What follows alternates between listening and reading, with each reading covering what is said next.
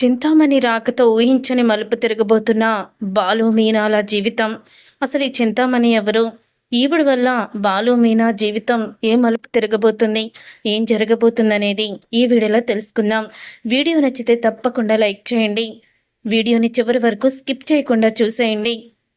6,000 రూపాయలు ఉండే ఎస్ఎఫ్టీ ధర ఇప్పుడు కేవలం 3,600 రూపాయలకు మాత్రమే ఇస్తున్నారు. క్లోజింగ్ సేల్ లో ఉన్నాయి కాబట్టి ఈ ధరకు ఇస్తున్నారు. హైదరాబాద్ ఉప్పల్ సమీపంలోని పోచారంలో ఇన్ఫోసిస్ కి కేవలం 1 కిలోమీటర్ దూరంలో ఈ ఫ్లాట్స్ మీకు అందుబాటులో ఉన్నాయి. మీరు వెంటనే వస్తే మీకు నచ్చిన ఫ్లాట్ ని సెలెక్ట్ చేసుకుని తీసుకోవచ్చు. ఆలస్యం చేయకుండా వెంటనే ఈ నెంబర్ కి కాల్ చేసి మీ ఫ్లాట్ ని బుక్ చేసుకోండి. మీనాకి పూల డెకరేషన్ ఆర్డర్లు అయితే ఒకదాని తర్వాత ఒకటి వస్తూ ఉంటాయి. ఇక మీనా అయితే చాలా ఆనందపడుతూ ఉంటుంది. గడిచిన నెల రోజుల్లోనే తను అయితే ₹1,00,000 పైగా సంపాదించేస్తుంది డబ్బులు. అవి చూసి ప్రభావతి షాక్ అయిపోతూ ఇది ఆర్డర్లు తీసుకొని ఆనందపడుతూ ఉంటే ఏదో 5,000కి 10,000కి చేస్తుందేమో అనుకున్నాను, కానీ లక్షలు బాగానే సంపాదిస్తుంది. ఎప్పుడు కూడా రోహిణి చేతిలో కూడా ఇన్ని డబ్బులు చూడలేదు అని అనుకుంటూ ఉంటుంది ప్రభావతి. అప్పుడే మనోజ్ అయితే అమ్మా భోజనం పెట్టు అని అంటూ ఇక వస్తాడు. అప్పుడే ఇక ప్రభావతి అయితే ఇక భోజనం అయితే పెడుతుంది. అప్పుడే ఏంటమ్మా ఇది, సాయంత్రం పూట నేను రైస్ తిననని తెలుసు కదా, ఏదైనా టిఫిన్ చెయ్యొచ్చు కదా అని అంటూ ఉంటే, రే ఈరోజు వంట నేనే చేశాను, టిఫిన్లు ఒక్కొక్కరికి ఒక్కో రకం చేయడం నా వల్ల కాదు అని అంటూ ఉంటుంది ప్రభావతి. ఆ మీనా ఏమైందమ్మా, పువ్వులు అమ్ముకునేదానికి ఇక టైం సరిపోవడం లేదా అని అంటూ ఉంటే, అప్పుడే ఇక బాలు అయితే వస్తాడు. ఏంట్రా అన్నావు అని అంటూ ఉంటాడు.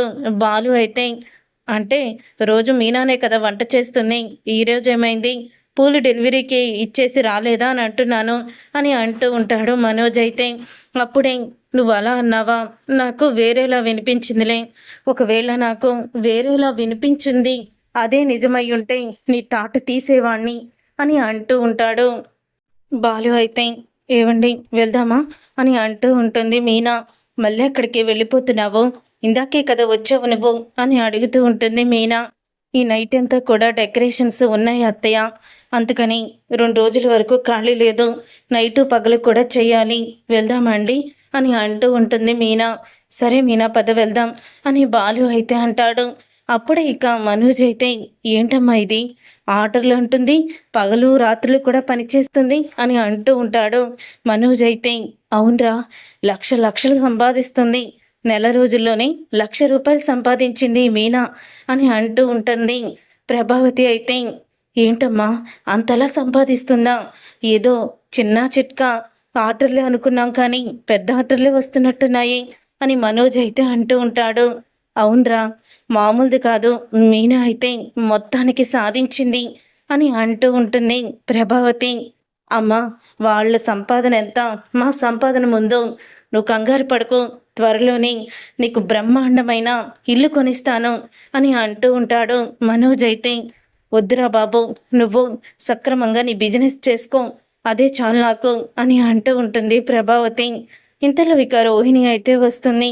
రోహిణి రావడంతో ఏంటి రోహిణి లేట్ అయ్యింది అని అంటూ ఉంటే, పార్లర్లో లేట్ అయింది మనోజ్. అవును, ఈరోజు ఏం టిఫిను అని అడుగుతూ ఉంటుంది రోహిణి. టిఫిన్ ఏం కాదు భోజనమే అని అనగానే, ఏంటి భోజనమా, రాత్రిపూట రైస్ తినకూడదు అని అంటూ ఉంటుంది రోహిణి. అయితే వెళ్ళి టిఫిన్ చేసుకో అని ప్రభావతి అనగానే, అదేంటత్తయ్య మీనా లేదా అని అడుగుతూ ఉంటుంది రోహిణి. మీనా ఈ ఇంటి వంట మనిషి కాదమ్మా, నీకులాగే ఈ ఇంటికి వచ్చిన కోడలు అని అంటూ ఉంటాడు సత్యం. అప్పుడే ఇక సత్యం మాటలకి ఇక తలంచుకొని ఉంటుంది రోహిణి. అయినా రోహిణికి మీనాకి పోలికేంటండి అని అంటూ ఉంటే, అవును రోహిణికి మీనాకి పోలికేంటి, అస్సలు లేదు అని అంటూ సత్యం అయితే నవ్వుకుంటాడు. మీరెందుకు నవ్వారు అంటే, రోహిణి గొప్పదనా మీనా గొప్పదనా అని అనగానే, నీ ఉద్దేశం ఏదైతే అదే అని అంటూ ఉంటాడు సత్యం.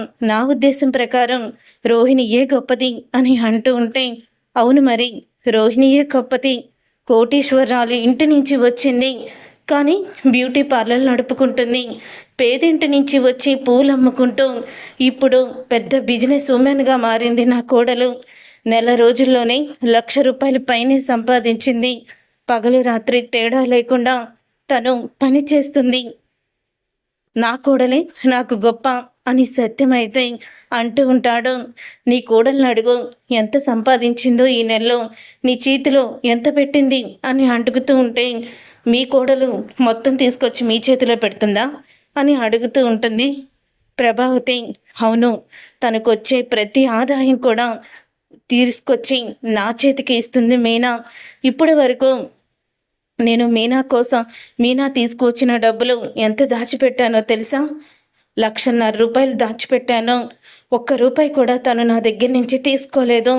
మావయ్య గారు పైన రూమ్ వేసుకోవడానికి ఈ డబ్బులు మీ దగ్గరే పెట్టండి అంది. అలాగే నా దగ్గరే పెడుతుంది అని అంటూ ఉంటాడు సత్యం. అప్పుడే ఇక ఒక్కసారి రోహిణి, ఏంటి మీనా అంతలాగా చేస్తుందా? అసలు మీనా ఎలా చేస్తుంది డెకరేషను? అందరూ అంతలా ఆర్డర్లు ఇచ్చేస్తున్నారు అని రోహిణి మనసులో అనుకుంటూ ఉంటుంది. ఏంటి రోహిణి, మరి నీ బ్యూటీ పార్లర్ సంగతి ఏంటి? ఎవరో డబ్బులు ఎక్కువ ఇస్తారని పేరు కూడా మార్చేశావు కదా, ఏమైంది అని అడుగుతూ ఉంటుంది ప్రభావతి. అవును రోహిణి, ఎప్పటికప్పుడు నేను కూడా అదే అడగాలనుకుంటున్నాను. ఈ పాటికి నువ్వు 2 బ్రాంచ్లైనా పెట్టుండాలి నీ టాలెంట్కి, కానీ నువ్వు ఒక్క బ్రాంచ్ కూడా ఓపెన్ చేయలేదు. అలాగని మీనాలాగా ఎప్పుడు కూడా లక్షలు తీసుకొచ్చి చూపించలేదు. అసలు ఏం జరుగుతుంది మీ పార్లర్లో అని అడుగుతూ ఉంటాడు మనోజ్. అయితే అదేంటి మనోజ్ అలా మాట్లాడుతున్నావు? నేను కూడా సంపాదిస్తున్నాను, అది ఇప్పుడు మీకు తెలీదు, తర్వాత తెలుస్తుంది అంటూ ఉంటుంది రోహిణి. అయినా నా బ్యూటీ పార్లర్ ప్రతిరోజు నడుస్తూనే ఉంటుంది. ఇప్పుడంటే పెళ్ళిళ్ళ సీజన్ కాబట్టి ఆర్డర్ల మీద ఆర్డర్లు వస్తున్నాయి మీనాకి. తర్వాత ఎవ్వరు కొత్త కదా, తక్కువకు చేస్తుందేమో అందుకని ఇస్తున్నారు అని రోహిణి అయితే అంటూ ఉంటుంది. తర్వాత ఇక మీనా అయితే ఇక దగ్గరుండే అన్ని డెకరేషన్లు కూడా చేస్తూ ఉంటుంది.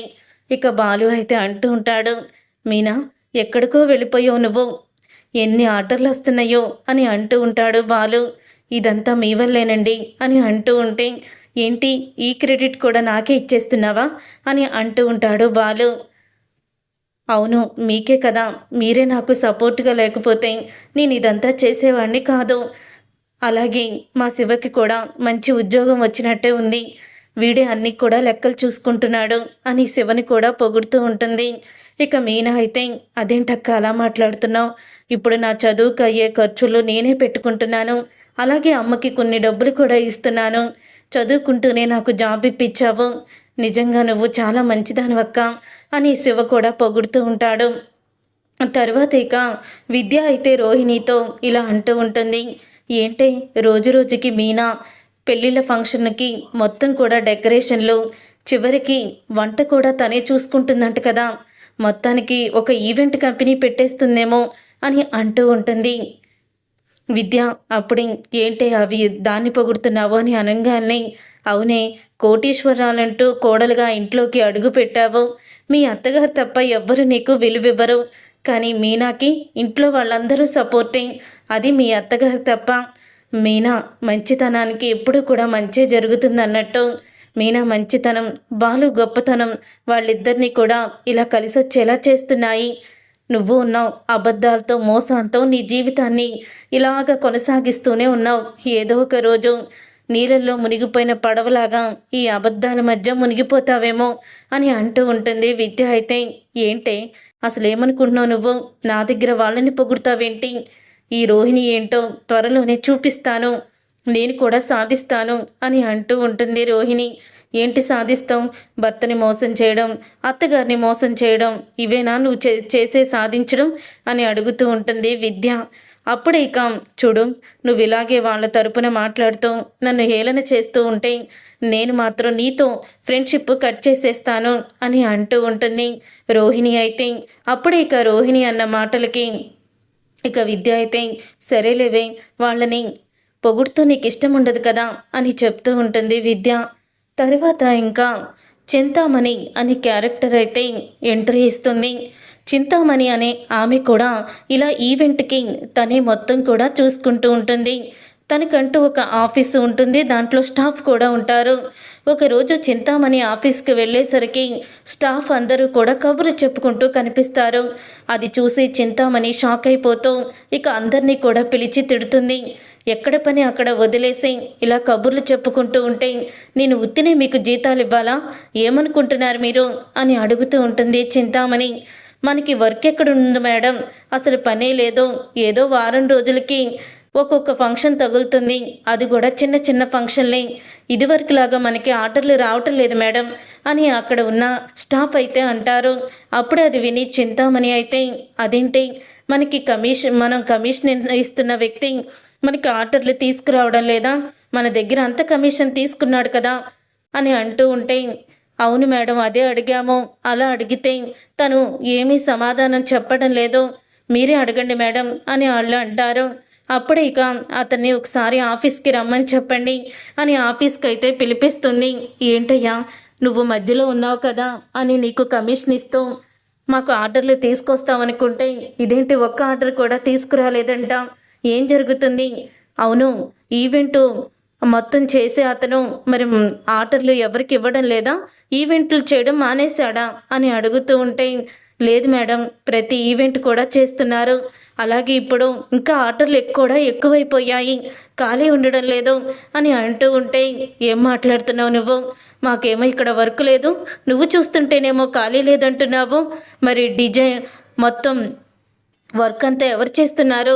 డెకరేషను, డిజైన్స్, మొత్తం భోజనం ఇవన్నీ ఎవరు చూసుకుంటున్నారు అని అడుగుతూ ఉంటుంది చింతామణి. చూడండి మేడం, మీరు కమిషన్ నాకు ఇస్తున్నారు, నేను కాదనడం లేదు.